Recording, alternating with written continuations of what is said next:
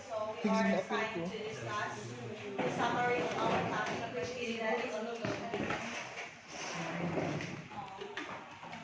So what is Sustainable Development Goal?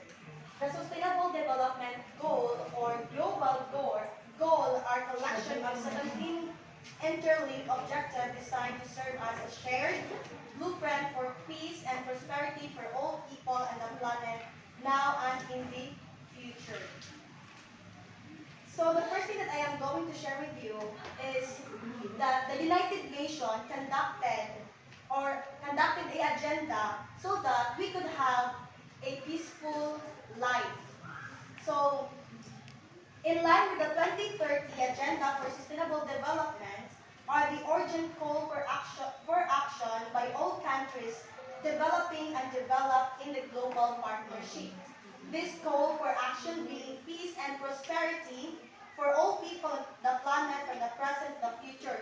So the main goal of this SDG is focusing on improving the inequality regarding health, education, and the economy with a large focus on helping to tackle the climate change and to preserve the ocean.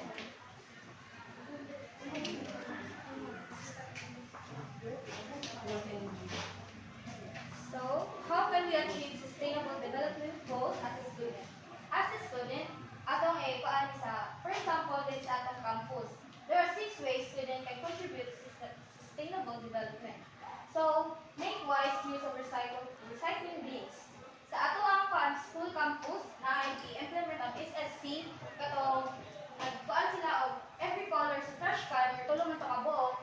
Then, dapat make wise ta mo gamit ang ato dili ra kay kung magdalit ta tanan man tali nakarelate ingani kung magdalit ta makalimot na pa dili ta mo tanaw sa mga pangansa every trash can nga naa dito og malata or malata.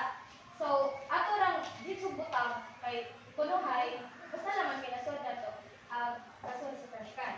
So, dapat as a student dapat wise ka kay mo man according to si Rizal Malaki is makabataan yung pag-asa ng bayan. So, paano ng kabataan kung ang mismong kabataan ay mismong sumisira sa ating kalikasan? So, don't waste food.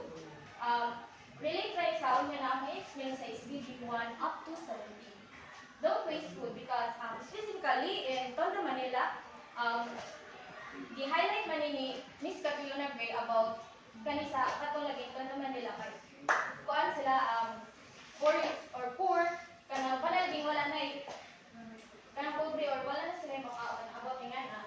So kita dili mo kita nagdako nga dato namo kita sa middle kanang dili ta dapat nga mindful dito sa ato ang mga pangbuhaton kay dili ra kita ang naglisod kundi sa uban sa area sa Philippines or in global rather. Resell and buy in a sustainable manner. As a base-based student, magalit yun na itong resell and buy in a sustainable manner. Sa kanon, di ba, grabe naman yun ang social media platforms. Nagdaghan ng apps like online shopping, nagdadaghan na Shopee, Shein, or anything na magdataman. Shopping. So, dapat na so, resell and buy. Sa resell, baka gets mo dito tayo nga di ba kay sa ato ang karon kung gamay naman dito allowance, di ba? Mag-resell na tag mga gamit or dili na to gamiton, example clothes, foods or anything na makuha na tag income. And buy in a sustainable manner. Dapat dili ta sig buy. Kay kuan dapat sad nga with the purpose ato ang pagpalit. Dili ra puro wants. Dapat need sa mga need nato. Kay mo lagi sa panahon karon dapat wise ka sa paggamit sa ato ang kuan kwarta. Then digital is also an option. Mausad na dili na ko ikuan kay covered na sa resell and buy sustainable manner. Sa mga buta nga atong pamaliton dapat wise ka. Water stations around the campus. So na sila gibuha at water stations So dapat ang ato sa tingan is makakita kita og faucet nga abli ang kuan nag-under ang tubig, dapat sa i-off na to, dili kay maingon na ta na, ay, under ang tubig, so, dili sad na to, puro na ta, sulti, istorya, dapat sa with action. Plant trees around you. So, sa NSTP, di ba, nagtanong mo, nagtanong, baka di ba? Plant trees around you, di ba, importante mo dyan na sa atong environment karon labo na sad na, kausap na ang atong climate change rather mosad na nga dapat na plant more trees kay moabot ang times na watak hibaw lagi sa panahon unpredictable man jud nga dapat kita ra ko'y maginabang ingani so why do we need sustainable development goals? The sustainable development goals or SDGs aim to transform our world. In United Nations, it's important to include 17 Sustainable Development Goals, or a universal call to action to end poverty, inequitable, and inequality, inequality, protect the planet, and improves the lives of justice and prosperity. So, in United Nations, mga ang founder sa Sustainable Development Goals. So, mga mong i-takod karon. First is DG1 and poverty. Build the resilience of the poor and for those in vulnerable situations. Number 2, zero hunger. End hunger in all forms, at all ages, or at all forms of malnutrition to ensure sustainable food production systems. SDG 3, good health and well-being. To promote well-being for all at all ages, reduce the maternal mortality ratio to less than 70 per 100,000 live births. So actually, this SDG 1, 2, and 3 are the most important in the Sustainable Development Goals. 4, continue ta. 4, quality of education, and there are instances on how we can ensure inclusive and equitable quality of education. So, for example, COVID-19 pandemic has depended on in global learning crisis. So, out of 147 million children got affected about the COVID-19 pandemic. To promote lifelong learning opportunities of all, out of 107 million learners in preschoolers, primary, and university level. We all know that education is a lifeline for children in crisis. There are alternative learning sa nga crisis, global learning crisis. And there are modular and online learning is offered sa about na nga crisis atong pag-pandemic. So next, number 6, Johan. May example. Johan.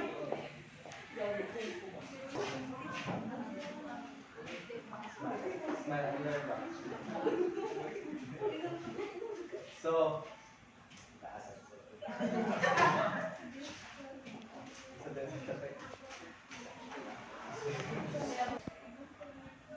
clean water and sanitation is one of the sustainable development goals. So, please ensure availability and sustainability management of water and sanitation for all. Clean water. We all know that clean water is an important resource of our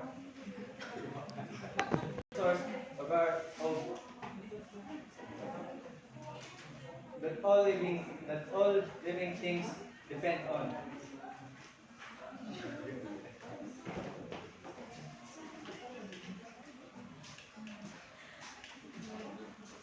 Clean water and sanitation is referring to the technical and social efforts that, that make safe water and accessible.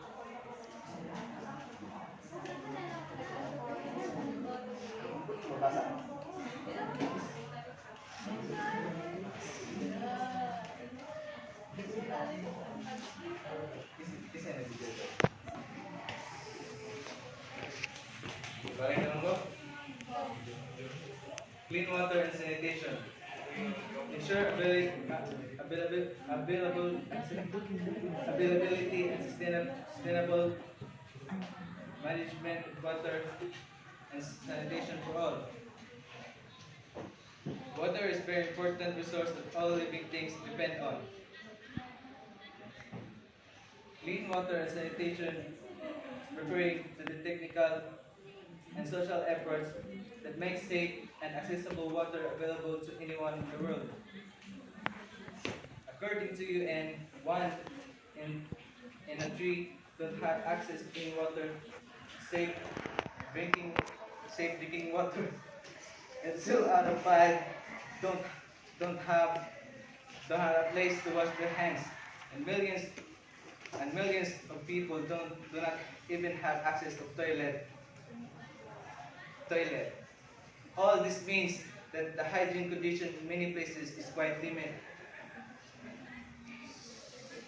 So it's, so so sustainability of sustainable development goals also. So the clean water and sanitation is one of the clean water. Oh, so that so clean water and sanitation is one of the sustainable development goals to improve clean water system, to improve the living condition of all people, and reduce pollution. Number 8, affordable and clean energy. Ensure access to affordable and reliable, making sure and sustainable and modern energy for all.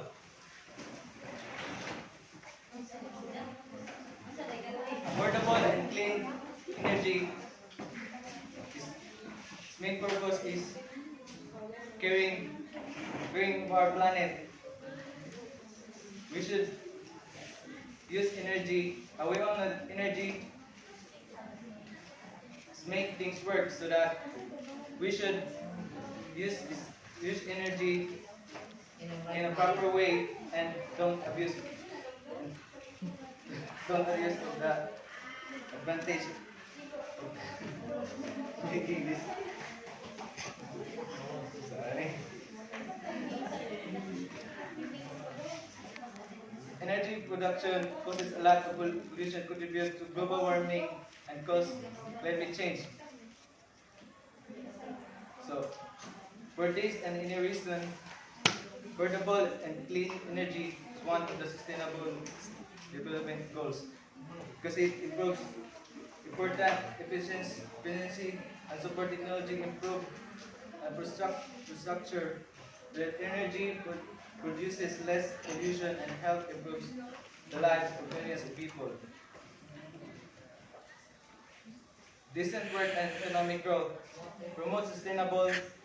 And number 8, decent work and economic growth promotes sustainable economic growth, full and productive employment.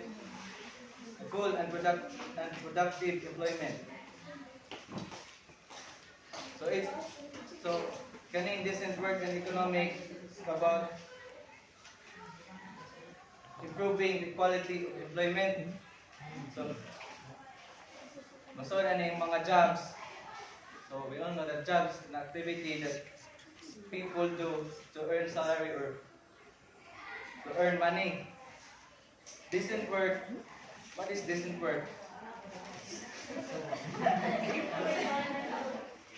Decent work is important because it is a fundamental right. Fundamental rights are respected without discriminating. And fair pay in relation in relation to the efforts they make. So patas nga pag-hatag sa kuan, patas nga pagbayad sa kahato sa tao kinahanglan. So mag-cause man ni og poverty tungod kay bisan pa og daghang tao ang way trabaho, bisan pa way trabaho or nay trabaho, pero kung ang isang kita di sapat sa isang di sapat sa ilang daily lives, di gyapon maadyo na buhi mo kay di sa ka provide or sustain, di sa ka sustain og maadyo nga puy-anan, tinlong at tubig, pagkaon og kuan, good health. Mo na yung usapon higa sa Sustainable Development Goals. Okay. Ang solusyon pa dayan kinahanglan di ra kay taas ang rate sa mga di ra kay taas ang mga di ra kay taas ang chance nga ang mga laki rate kanang kasagaran ma-employed. Kinahanglan na gender equality para di mo cause poverty ilo yung mga budget, especially sa mga developing countries pa. Developing countries mas less pagkatod ang opportunity nga makatrabaho ang mga budget compared sa mga laki. So technological advancement po o innovation. So innovation kung nahidag mga ideas or to creative ideas, so basta ideas na dire na ko sa industry innovation and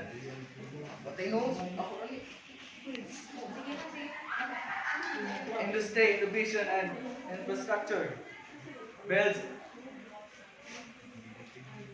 resilient infrastructure, promote exclusive and sustainable industrialization and foster innovation. So, industry na po. Industry is the activity that uses machines and tools to create raw materials or to finish products. Innovation also, we talk about innovation, its main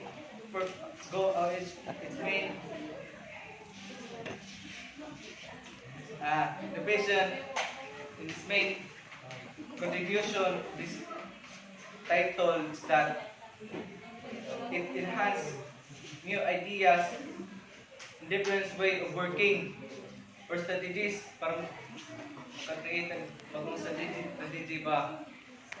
Strategy ni? O mga infrastructure like for example, agatandaan, nagalisod. Tungod sa infrastructure, gumikan po sa connected po sa government sa mga tao, request out sa mga tao. Kinahanglan kalisdanan sa daan, tarungon, sementoon, buhay mag-bridge, magtukod iskilahan, magtukod hospital para sa paano nga structure sa community.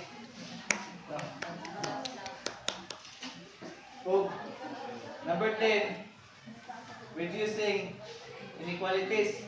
Ano ni? Masod jud ani nga mga inequalities. Mga gender, religion, region like Asian hates, and more. So reducing inequality di ni matupad causes poverty, malnutrition, and hunger. Pareho sa kanang mga bata di tanan matagang opportunity nga maka-eskwela tungod sa palisod. Ang uban, di equal. Ang uban, taas mo siya sa mga eskwela, ang uban di. Because it's poverty, sa dira pa naman, education, nagpakita na inequality, di pantay-pantay, way oportunidad ba? Maning, for this and